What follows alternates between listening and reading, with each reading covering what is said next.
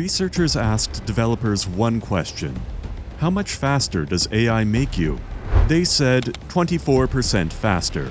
After using it for months, they said 20% faster. The actual data said 19% slower.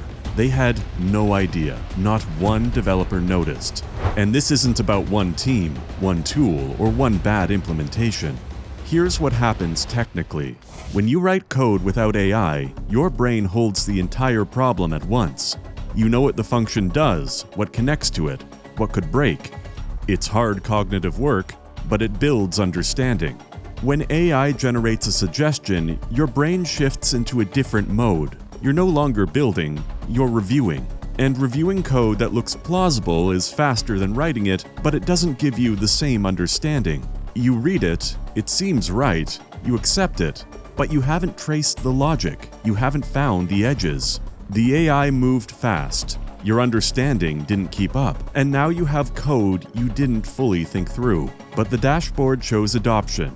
The tool is being used, the vibes are good, which raises a question. If the tool feels useful but makes the team slower, and teams can't tell the difference, what else are they wrong about? That question has an answer, and it's not about speed.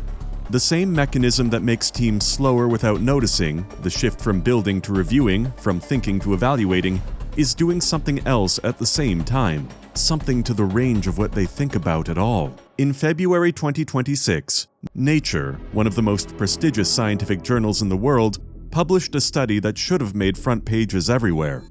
The researchers analyzed 41 million scientific papers across 6 disciplines, spanning 45 years.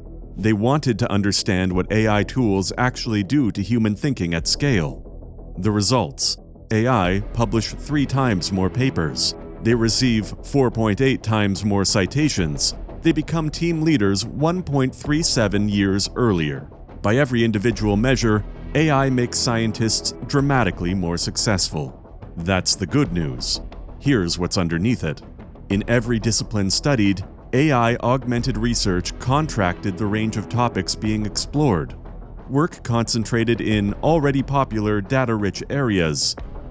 Genuinely new research directions, the kind that open new fields, declined. The overall expansion of scientific knowledge slowed. More papers, narrower thinking. Individual scientists winning. Collective knowledge slowing down. Here's why this happens. AI tools are trained on existing work.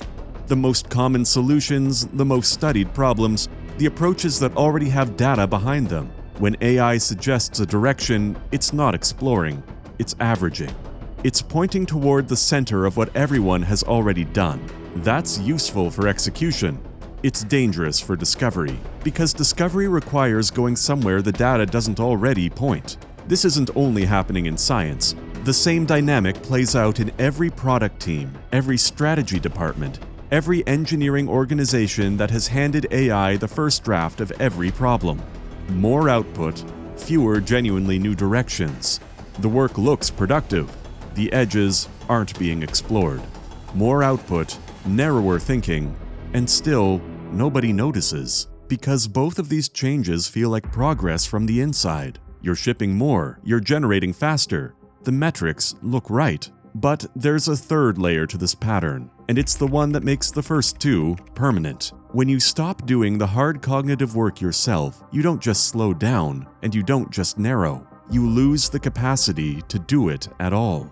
There's a concept in medicine called skill atrophy. It's what happens when a surgeon stops practicing a procedure. The knowledge doesn't disappear overnight, it erodes. Slowly enough that you don't notice it until you need the skill and it isn't there. AI is doing this to knowledge workers, and the timeline is much faster. A 2025 study from Microsoft and Carnegie Mellon found that the more people rely on AI tools, the less critical thinking they engage in during their work. And the less they engage it, the harder it becomes to summon when they need it.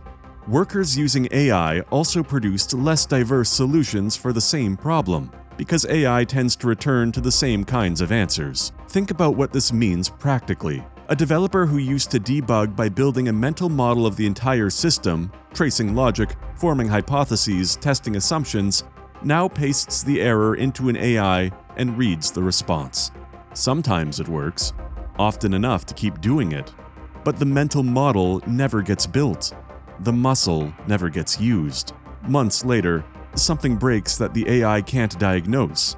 Something subtle, something systemic, something that requires actually understanding how the pieces connect. And the developer sits there, and the skill isn't there. The pattern they used to trace, they can no longer trace. Now add this finding on top of that. MIT research found that AI models use 34% more confident language.